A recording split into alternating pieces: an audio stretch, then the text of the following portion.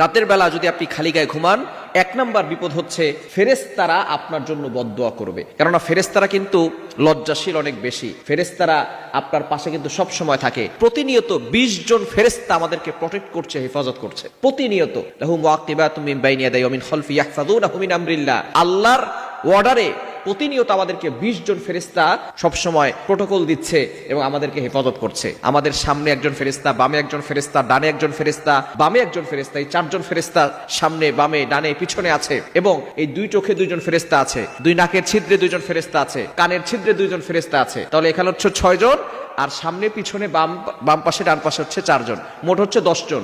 এই 10 জন সকাল থেকে সন্ধ্যা পর্যন্ত ডিউটি পালন করে।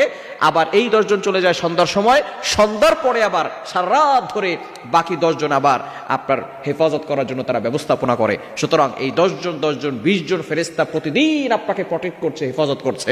যদি